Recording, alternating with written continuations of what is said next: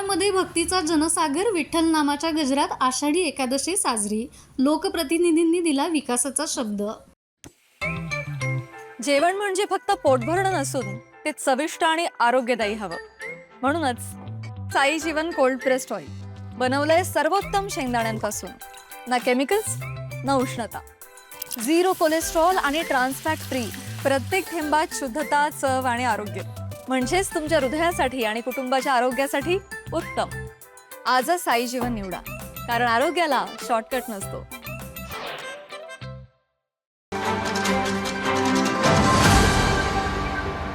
करवीर तालुक्यातील प्रतिपंढरपूर म्हणून ओळखल्या जाणाऱ्या नंदवाळ इथे आषाढी एकादशी निमित्त पार पडलेली यात्रा अत्यंत उत्साहात आणि भक्तिमय वातावरणात पार पडली.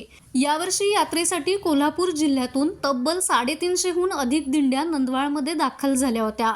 शुक्रवारी सायंकाळपासून सुरू झालेली भाविकांची मांदी याळी शनिवारी रात्री उशिरापर्यंत कायम होती. लाखो भाविकांनी नंदवाळच्या श्री विठ्ठलाचं दर्शन घेतलं. यावेळी अनेक लोकप्रतिनिधींनी देखील नंदवाळ इथे येऊन पांडुरंगाच्या चरणी माथा टेकवला. येणाऱ्या काळात पंढरपूरच्या धर्तीवरती नंदवाळ गावचा विकास करण्यासाठी पाठपुरावा करणार असल्याच्या भावना लोकप्रतिनिधींनी यावेळी व्यक्त केल्या. यावेळी बोलताना जिल्हा परिषदेचे सदस्य राजेंद्र सूर्यवंशी म्हणाले, जे भाविक पंढरपूरला जाऊ शकत नाहीत त्यांच्यासाठी नंदवाळ हे मोठं श्रद्धेचं केंद्र बनलंय.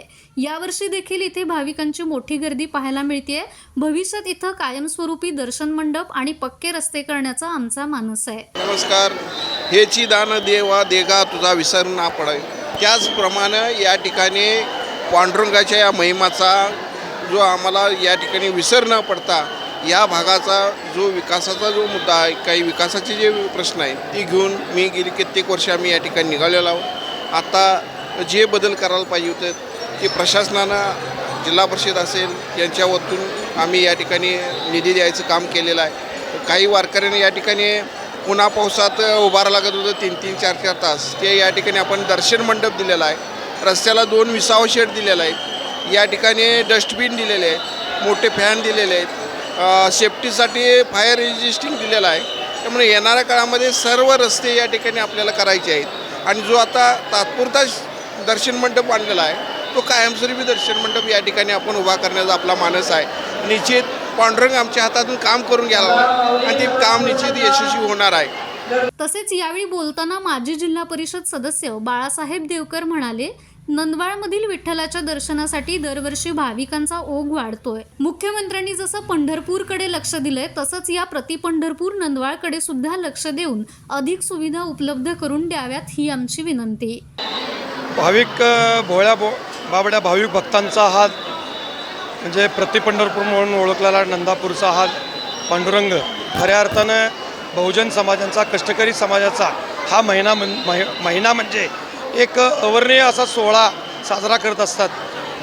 जे लोक पंढरपूर येथे जाऊ शकत नाहीत आणि अखंड महाराष्ट्राची मोठी दिंडी तुकोबारायांची, ज्ञानोबारायांची तिथं जात असते. आणि मग नंदापूर म्हणून या ओळखणाऱ्या नंदवाळमध्ये या गत वर्षीपेक्षासुद्धा दरवर्षी जवळजवळ 10-15% या ठिकाणी भाविकांची वाढ होत आहे. याचं कारणच असं आहे की या पांडुरंगाजवळ तुम्ही आला की जो आनंद मिळतो आणि यातून जी ऊर्जा मिळते ती ऊर्जा वर्षभर तो आपल्या कुटुंबासाठी, आपल्या समाजासाठी ठेवत असतो. आणि निश्चितपणानं इथं कुठल्याही म्हणजे देणगीची गरज नाही, इथं कुठं या ठिकाणी लाच द्यावी लागत नाही, इथं कोण डोबाटणूक करणार नाहीत. आणि या गावचे ग्रामस्थ असे आहेत की इथं येणाऱ्या लोकांचं अगत्यानं स्वागत करून, पाहुण्यापायांचं स्वागत करून हा सोहळा आपल्या कुटुंबातला सोहळा म्हणून करतात. आणि निश्चितपणानं इथं अजून अनेक असुविधा आहेत.